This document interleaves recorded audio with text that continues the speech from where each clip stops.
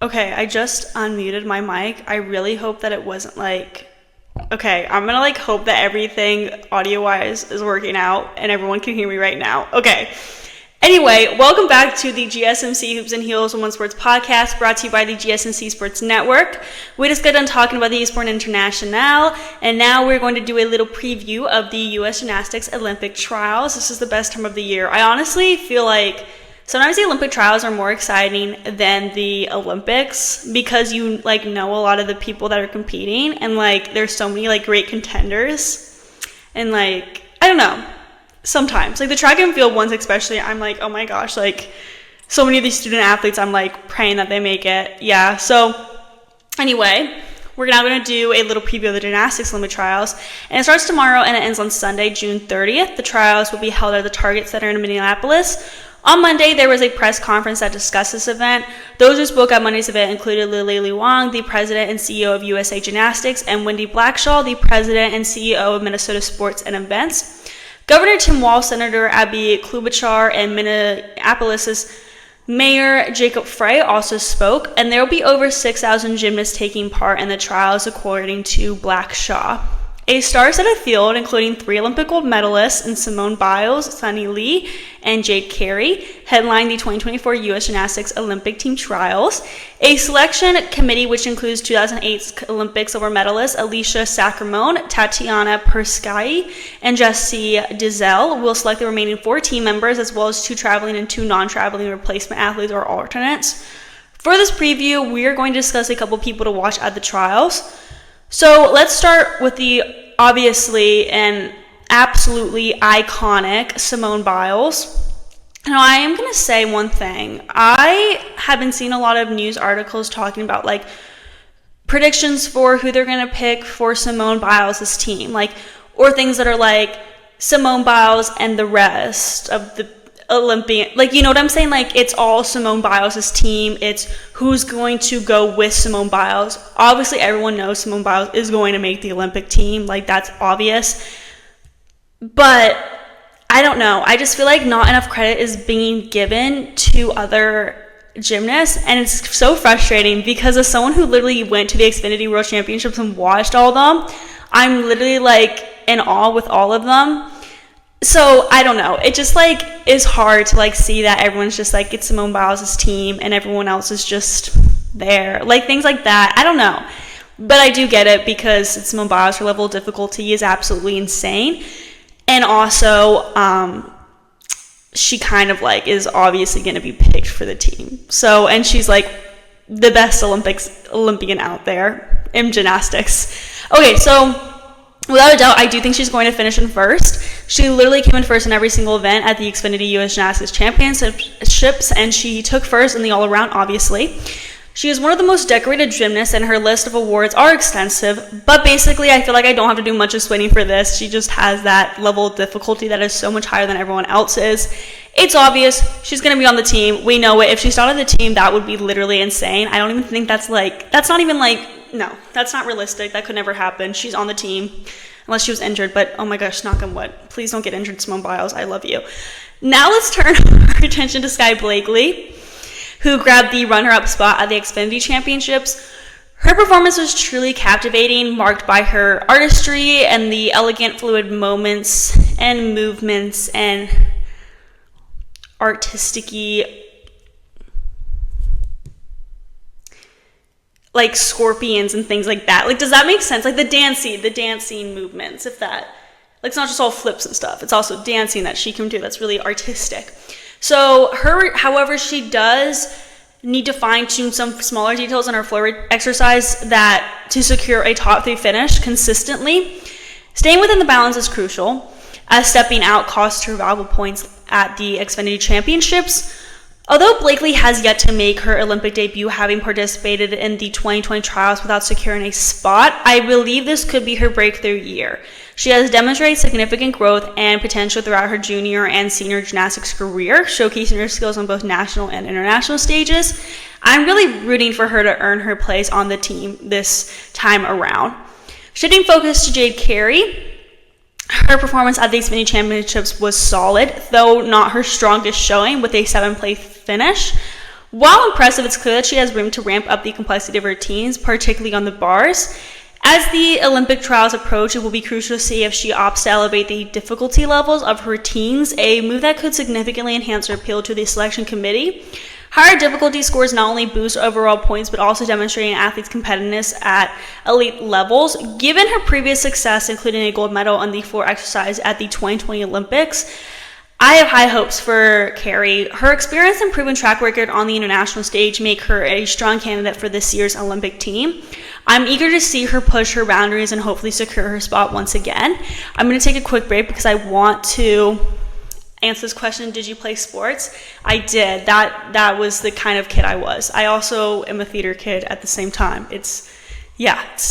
I'm a Troy Bolton. I don't know. Someone please laugh at that. I'm laughing at my own joke. That's sad. Okay, so I played soccer. That was my life. Soccer was my entire life. I also played basketball. I'll be honest, I was very good at shooting. That was my thing. I also used to be very tall. So I was like a forward in basketball. But I played soccer and I was a goalkeeper, and that was like my entire life. So yeah. Except I got so many injuries. It was so bad. And then I also played softball, and then I also did CrossFit for a little while. And then now I do weightlifting a lot. So not much CrossFit, but I do love to weightlift, like do those, all of that. And I do still play soccer. But yeah, soccer used to be my entire life. Okay, so next up, I love answering that question because it's so fun. Next up, we have Jordan Chiles. I'm a huge fan of her. She was a pivotal member of the 2020 Olympic team that clinched the silver medal, competing in multiple events during the team finals. At the recent Xfinity Championships, she placed 5th, and I'm optimistic about her performance at the trials. I fully expect her to land at the top 5 again, securing her place on the Olympic team. Given her contributions in 2020, it feels natural to anticipate her return to the team. Over the past few years, Jordan has shown remarkable improvement and has evolved into a more seasoned competitor. Her routines are not only technically impressive, but also infused with creativity, strength, and a dynamic personality that really makes her stand out. That's one of the reasons I really want to meet her, is because of her personality. I'm excited to see how she leverages this growth at the trials. Kayla DiCello. After securing 3rd at the Xfinity, I'm confident she'll maintain a top 5 position at the trials. This is a pivotal year for Kayla as she aims for her first Olympic appearance. Known for her impressive collegiate gymnastics skills, Kayla has captured significant attention over the past year. I strongly believe she has a solid chance of making the Olympic team, potentially even as an alternate.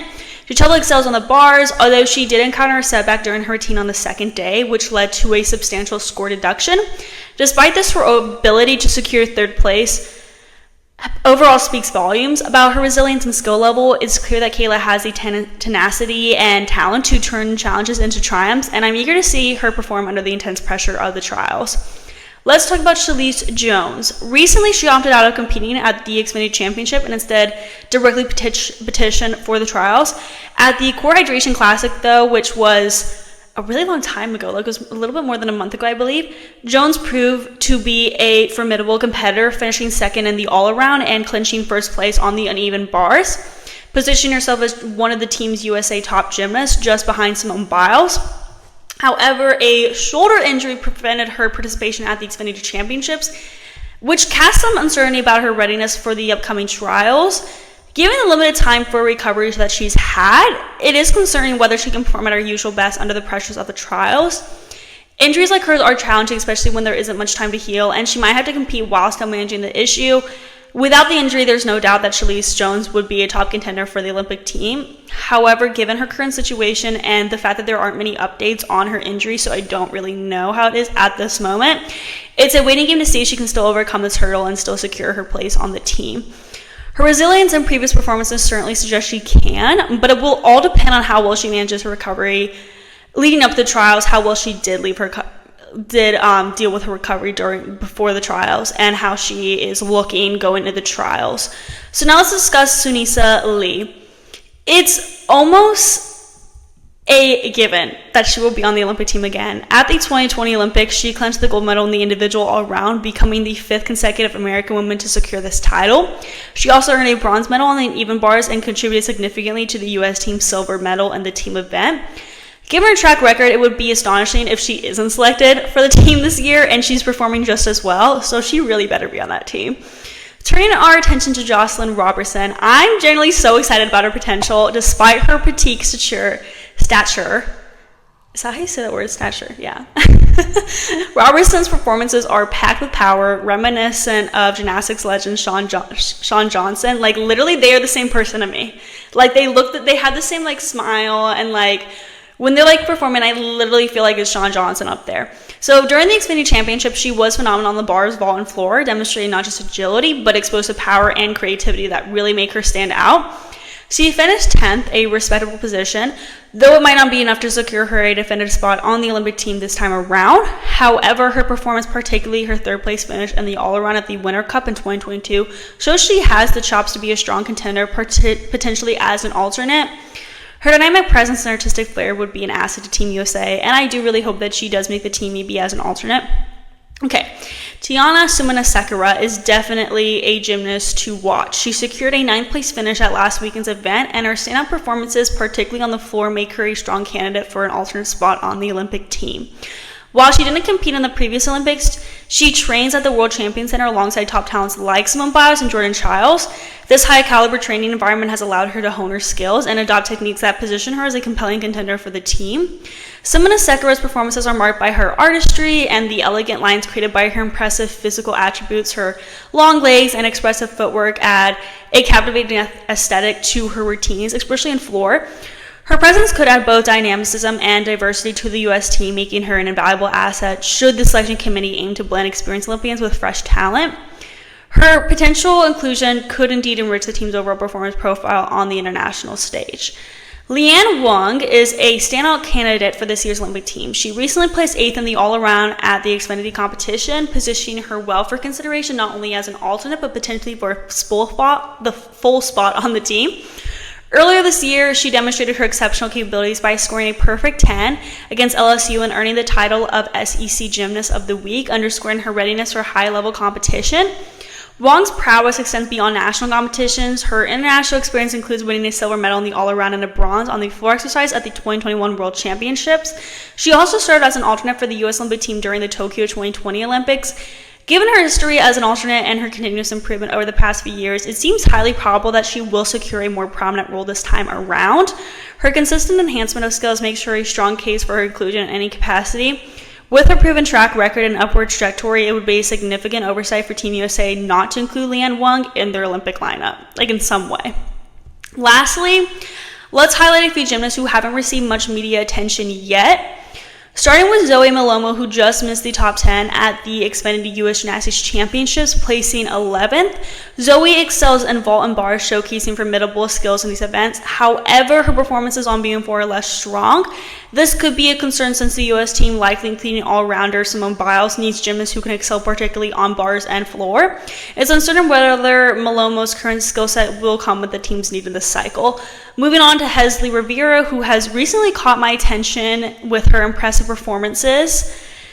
She finished 6th in the all-around at the Xfinity Championship, demonstrating strong skills in beam, bars, and vault. Her level of difficulty in these events makes her a promising candidate for the Olympic team.